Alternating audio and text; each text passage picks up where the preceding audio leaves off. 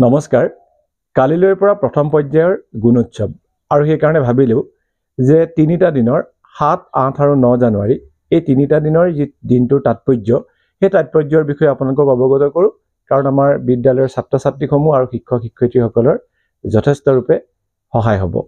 গতিকে মই প্ৰথমতে 7 জানুৱাৰী তাৰিখটোৰ তাৎপৰ্যৰ বিষয়ে কৈছোঁ। 7 জানুৱাৰী দিনটোৰ তাৎপৰ্য হৈছে তাৰ উল্লেখযোগ্য ঘটনা হৈছে 1927 খ্ৰীষ্টাব্দত নিউয়ৰ্ক আৰু লণ্ডনৰ মাজত ট্ৰেন্স আটলান্টিক বাণিজ্যিক টেলিফোন সেৱাৰ মুকলি হৈছিল আৰু 1979 চনত ভিয়েটনামৰ সৈন্যই কম্বোডিয়াৰ ৰাজধানী ফনম পেন দখল কৰিছিল। 1893 চনৰ আজিৰ দিনটোত জানকী দেৱী বাজাজ ভাৰতীয় স্বাধীনতা সংগ্ৰামী তেখেতৰ জন্ম হৈছিল। 1938 চনৰ আজিৰ দিনটোত বি সৰোজা দেৱী ভাৰতীয় অভিনেত্ৰী তেখেতৰ জন্ম হৈছিল। 1948 চনৰ আজিৰ দিনটোতে শোভা দে ভাৰতীয় ঔপন্যাসিক আৰু প্ৰবন্ধকাৰ তেখেতৰ জন্ম হৈছিল। 1950 চনৰ আজিৰ দিনটোত জনি লিভাৰ বলিউডৰ প্ৰখ্যাত কৌতুক অভিনেতা তেখেতৰ জন্ম হৈছিল।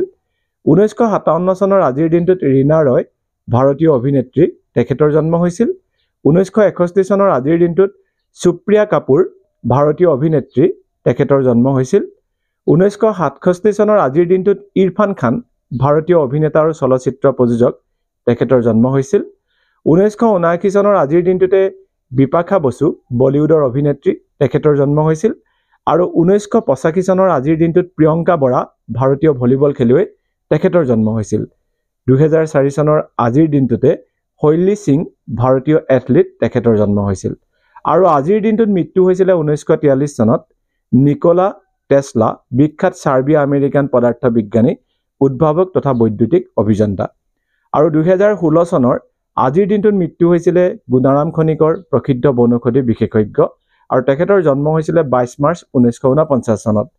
আজিৰ ইটালীত তিৰংগ দিৱস মানে মই 7 জানুৱাৰীৰ কথা কৈছোঁ আৰু এতিয়া কম 8 জানুৱাৰীৰ বিষয়ে যিহেতু আমাৰ এই তিনিটা দিন গুণোৎসৱ আছে আমাৰ কেইখনমান জিলাত। গতিকে 8 জানুৱাৰী দিনটোৰ তাৎপৰ্যৰ বিষয়ে শুনক। 1912 চনৰ আজিৰ দিনটোত আফ্ৰিকীয় জাতীয় কংগ্ৰেছৰ প্ৰতিষ্ঠা হৈছিল আৰু 1918 চনৰ আজিৰ দিনটোত আমেৰিকা যুক্তৰাষ্ট্ৰৰ ৰাষ্ট্ৰপতি উড্ৰো উইলছনৰ বিখ্যাত ভাষণ প্ৰদান কৰা হৈছিল।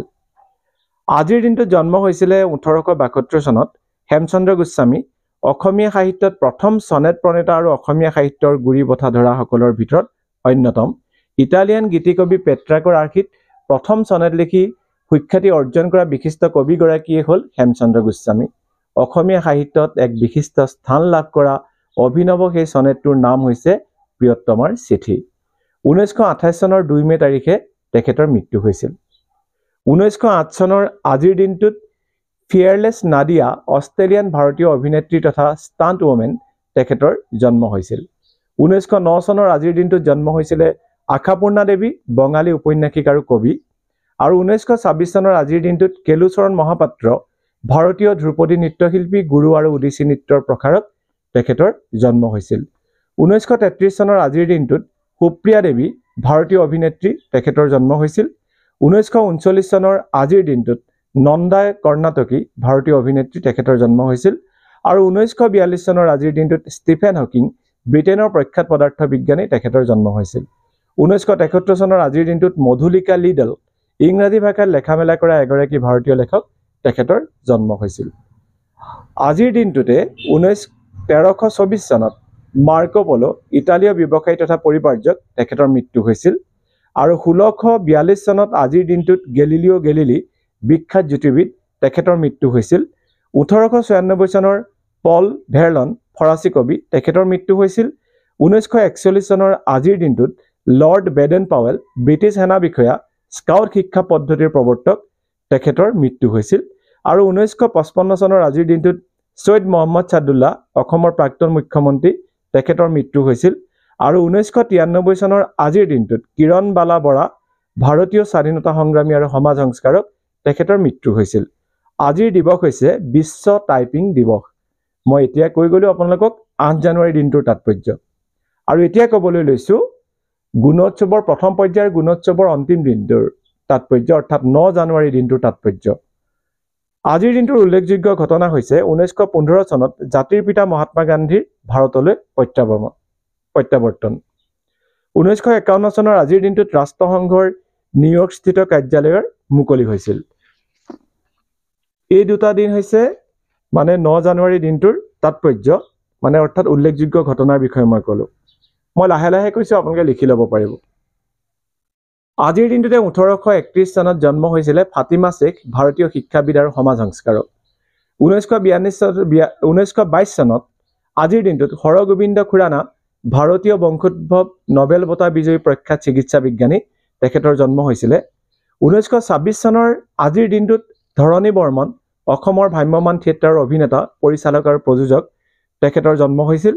1927 চনৰ আজিৰ দিনটোত সুন্দৰলাল বহুগুণা, ভাৰতীয় গড়ৱালী পৰিৱেশবিদ আৰু চিপকো আন্দোলনৰ নেতা, তেখেতৰ জন্ম হৈছিল।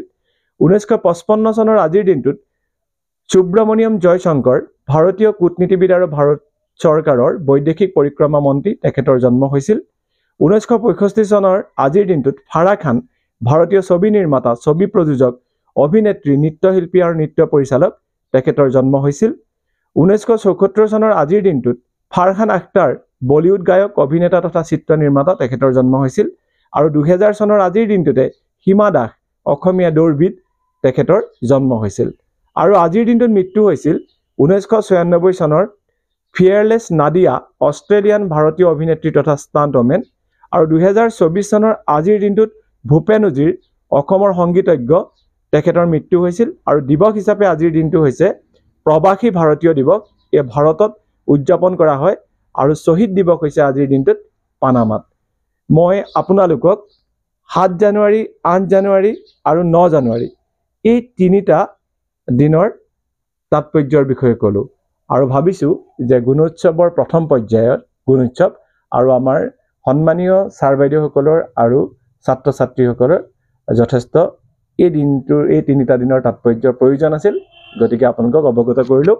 আৰু এই দিনটোৰ তাৎপৰ্যসমূহ মই ক'ৰ পৰা কৈছোঁ শুনক, যে বছৰটোৰ 364 দিনৰ তাৎপৰ্য এই গ্ৰন্থখনৰ পৰা কৈছোঁ। এই গ্ৰন্থখনৰ সংগ্ৰহ আৰু সম্পাদনা কৰিছে মৌচুম গগৈয়ে। আৰু এই গ্ৰন্থখন প্ৰকাশ কৰি উলিয়াইছে গ্ৰন্থবাৰ্তা, গুৱাহাটী ক্লাব, গুৱাহাটী 781003। মই এড্ৰেছটো কৈ দিছোঁ আপোনালোকক। গতিকে আপোনালোকে ইয়াতে পূৰবী হাজৰিকা, তেখেতে নিশ্চয় কমেণ্ট কৰিব আৰু তেখেতৰ লগত যোগাযোগ কৰিলে এই গ্ৰন্থখন আপোনালোকে হাতত তুলি ল'বলৈ পাব। ধন্যবাদ।